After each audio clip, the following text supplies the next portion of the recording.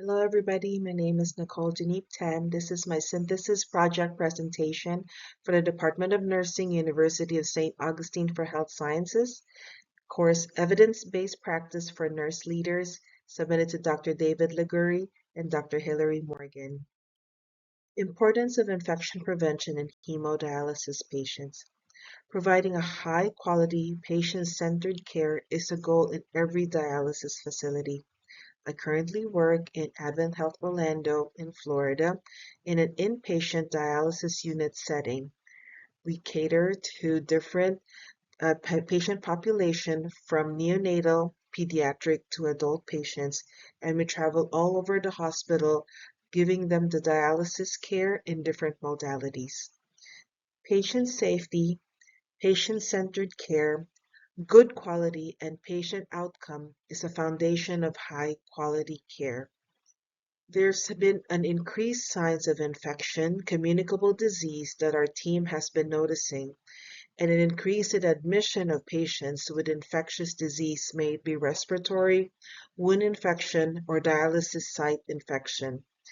This current problem causes a great risk to our patient outcome, as most of our dialysis and transplant patients have a weaker or challenged immune system. This current clinical problem has been challenging when we are doing our treatment as well. When they're in a septic mode or when they're infectious, their heart rate goes up, the blood pressure goes down, they're unable to tolerate the treatment. Also, when they are infectious, this challenges our resources, from stretching the personnel, our equipments, our supplies, and even our members. The purpose of this presentation is to share the results of the synthesis project with my fellow student colleagues and show evidence-based practice steps of my identified problem. The significance of the practice problem. The kidney filters all the blood in the body every 30 minutes. They work hard to remove toxins, waste, and excess fluid. Chronic kidney disease is an important health problem that continues to increase in the world. In end-stage renal disease, patients are at risk for potentially lethal complication without renal replacement therapy. The end-stage renal disease patients receive maintenance hemodialysis and use central venous catheter as a vascular access. These indwelling devices, unfortunately, are a common source of bloodstream infection. Catheter-related bloodstream infections are the second leading cause of death in hemodialysis patients. The increased risk of infections in this patient population is also mainly due to, number one, frequency of the bloodstream access, which is our central venous catheter. Catheter-related infections are most often caused by bacteria from the patient's skin, colonizing the outside of the catheter, or from direct contact with the patient's catheter hub. Our patients are also immunocompromised for the dialysis patients. The patients on maintenance hemodialysis are higher risk for infection because their renal functions have decreased. There is a measurable increase in uremic toxins and cytokines, leading to substantial oxidase stress and the release of inflammatory cytokines. This inflammatory uremic milieu has been associated with disturbance in both the innate and adaptive immunity through defects in cellular immunity neutrophil function and complement activation. The third is the proximity to other dialysis patients during treatment. There's also patient-to-patient transmission of infectious agents directly or indirectly through contaminated devices, equipment, supplies, or even the environment alone. Number 4, non-adherence to recommended infection control practices by patients, caretakers, and healthcare workers.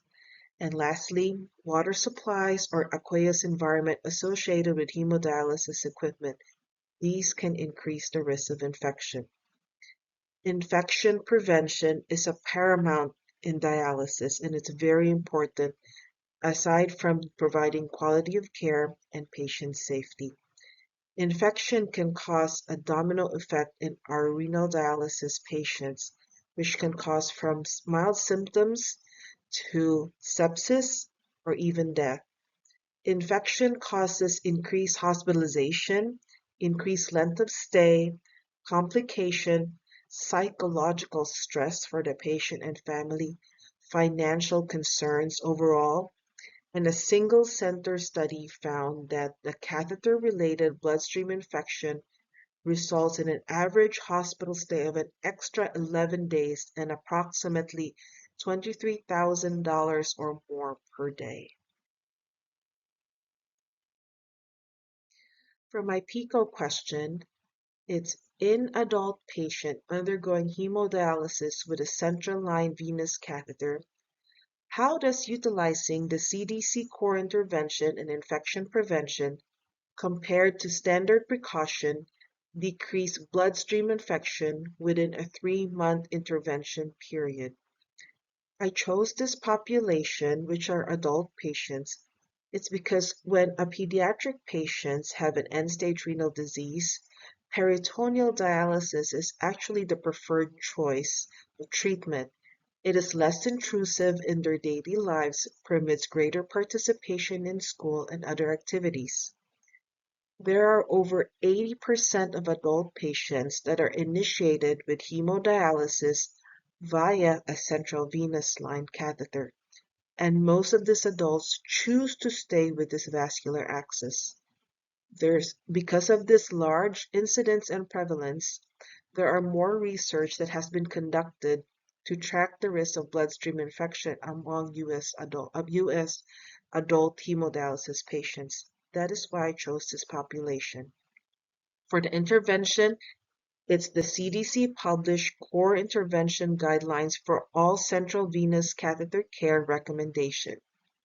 And for the comparison, it's the standard precaution, which is common sense practice such as hand hygiene, use of your PPEs, respiratory hygiene and cough etiquette, clean and disinfect your equipment, and environmental infection control.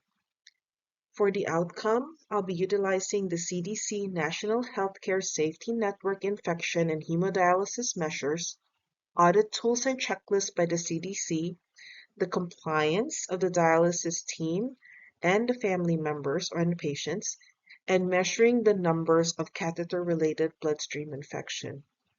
For my timing, I chose the 3 months. I think this will be a good amount of duration to train the staff and the patients and family members, build preventative practices, interventions, and measures the amount of the catheter-related bloodstream infection. So for my search strategies and results, my keywords were adult hemodialysis patients, catheter-related bloodstream infection, central line associated bloodstream infection, central venous catheter, chronic kidney disease, infection prevention, standard precaution, Centers for Disease Control and Prevention, the CDC core intervention, and end-stage renal disease and quality improvement. For my inclusion criteria, I made sure I choose full text, articles within 5 years that are peer-reviewed, and language of articles in English. For my exclusion criteria, I did not choose any pediatric patients with hemodialysis, and the language of articles that has no English translation, and information of more significant than 5 years. For the database, PubMed, Clinical Key, CINAHL, EBSCO, Medline, Google Scholar, and utilizing the Library of University of St. Augustine and the Library of Advent Health. The number of primary research studies, systemic review, after all the criteria is applied, I found 5. So synthesis of the literature. The Center for Disease Control and Prevention's core intervention and infection prevention are the gold standards of catheter care in hemodialysis setting that have been proven effective in reducing catheter-associated bloodstream infection. These are hand hygiene and environmental cleaning and disinfection, use of personal protective equipment, chlorhexidine for skin antisepsis or povidone iodine, preferably with alcohol or 70% alcohol are alternatives for patients who are allergic to chlorhexidine. Catheter site dressing regimen and the use of antimicrobial agents, using your antibiotic lock solution, catheter hub disinfection, use of antimicrobial ointment, or use of chlorhexidine impregnated sponge dressing. Number 8 is catheter reduction in corporate efforts. So this is trying to inform patients that fistulas and grafts are a better way to do through patient education, vascular access coordinator, to reduce catheter by identifying and addressing the barriers to permanent vascular access placement and catheter removal. Number 9, staff education and competency. Training the staff in infection control topics, including access care and aseptic technique, to perform competency evaluation for skills such as catheter care and assessing every 6 to 12 months upon hire. Number 10 is providing education engagement or patient education and engagement. Provide standardizing education to all patients in infection prevention topics, including vascular access care, hand hygiene, mask use, risks related to catheter use, recognizing signs and symptoms of infection, and instructions for access management when away from the dialysis unit. And number 11 is surveillance and feedback. So all of this from the literature, it is important to utilize multiple targeted approach, active patient engagement, dialysis staff education and prevention, appropriate care, and adherence to the CDC core interventions are essential. So for the settings, this is the setting for my plan change. It would be the dialysis facility of the organization. I have a picture here that kind of looks like our setting. We have mostly inpatients. We use the beds. We have the dialysis machines. We do have wall boxes connected to water sources. And we have areas for families and places for us to sit and chart. So that would be the facility where the organization would, the intervention, the training would take place and where the changes would be. We also need conference room for training and education of the staff and the dialysis team, and a private area to educate the patient and the families. So the dialysis facility of the organization would also include all the key stakeholders such as nursing leadership, all the dialysis staff, consulting nephrologist, the vascular access nurse, specialist, infection prevention control nurse, a representative from the finance department and environmental team, and also a representative from the company supplies that we will be utilizing. So for the change, I chose Cotter's 8-step change model. Number 1 is increased urgency. This step is crucial because it sets the tone for the change effort. Without urgency, people will likely resist change and continue with the status quo. Highlighting the current data available and the cases of the central line bloodstream infection and enumerate the consequences and complications to a patient's outcome would be very important in this step. Communicating effectively with the employees, providing a clear and concise message with a common goal for the hemodialysis patient's well-being. For number 2 is building a guiding team. This step emphasizes in the importance of creating a team and identifying and involving the key stakeholders. Key stakeholders often require a strong leadership and visible support from the key people within the organization. The coalition should be made up of individuals who have different perspectives and can provide valuable insights. It is essential to include people from the various levels of the organization and those from other departments of functional areas. The key members, as I mentioned, will involve the dialysis unit, all the staff there, nurse leaders, your vascular access nurse, the specialist, the consultant nephrologist, the infection control nurse, a representative from the finance department, the environmental team, and a healthcare attendant, and a leading member of a nursing staff who can act as a champion or be a super user. Your upper management and leadership should be very involved as well, and everybody should be part of this change. Number 3 is getting the vision right. So this step involves focusing on why we are changing our current practices and why doing so will benefit our patients and staff. The strong vision should be clear, concise, and inspiring, providing a roadmap. Gathering and auditing the data will provide an adequate basis for shaping the vision. For stage number 4 or step number 4, communication for buy-in. You want to communicate the team to the data to the team, the reason, the vision, and the plan and the steps. You also want to identify the barriers in the communication. That's very important so you can address it. For number 5 is to enable action. The leadership needs to enable action by being proactive. They have to be hands-on approach using the core intervention and encourage the team to start using this intervention from training. Leadership needs to lead by example as well, listen to feedback and make necessary adjustment to the change process. For number 6 is to create short-term wins. Regular weekly meetings to discuss progression and challenges, valuing and recognizing the staff for doing the change, sharing the results if there is a reduction in infection rates. This would help the staff and the patients uh, reduce their labor and time. It will increase their job satisfaction, and it also creates an environment for a happier, healthier cohort with the patients. This benefit may actually cause a ripple effect and extend beyond the bounds of the unit.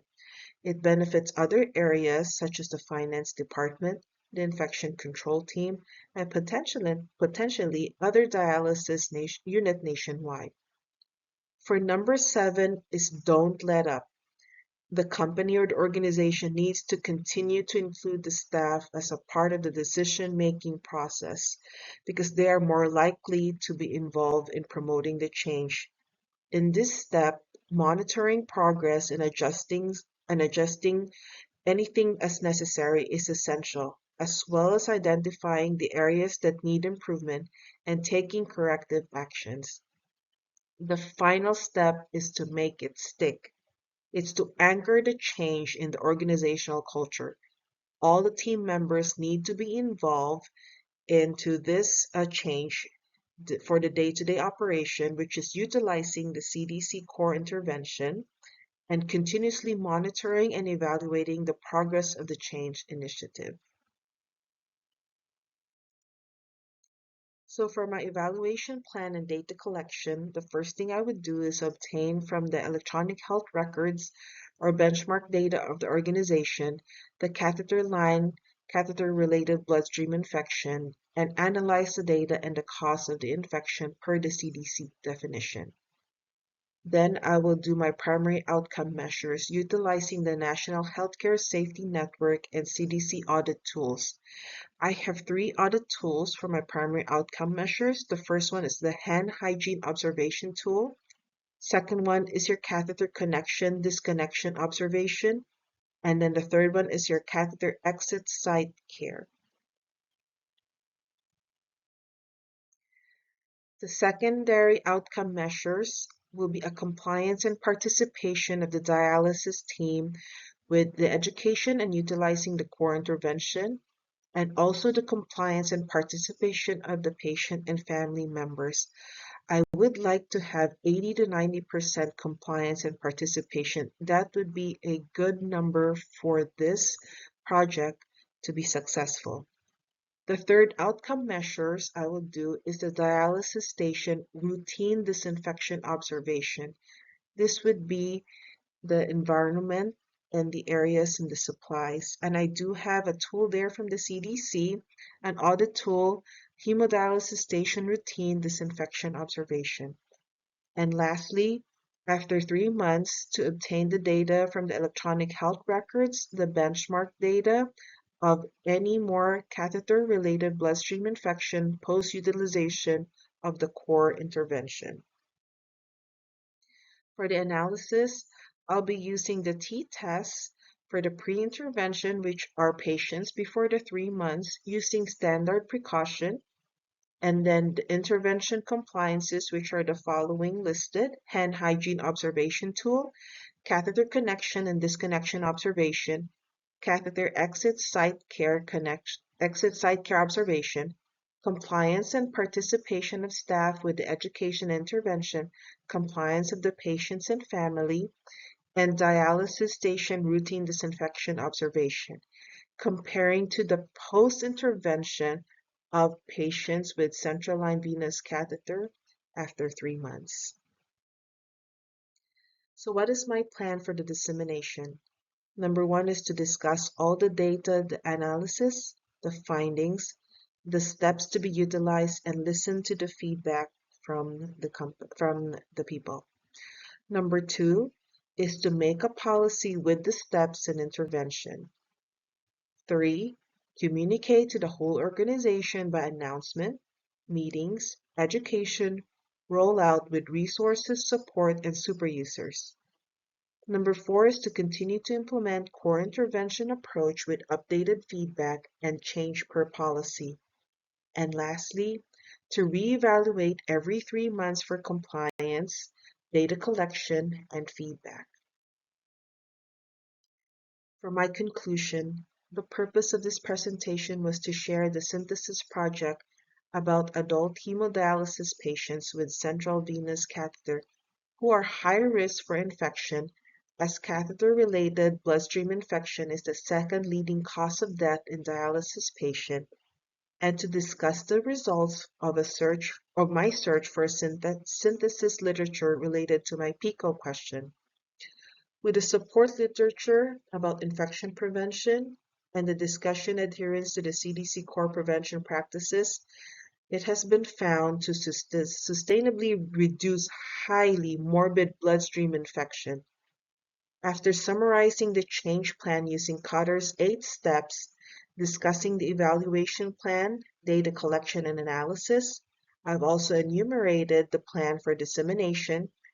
This will reduce infection rate within 3 months, have the potential to decrease hospitalization rates, decrease mortality rate, increase patient high quality and safe patient care, increase family and patient satisfaction, and increase unit revenue.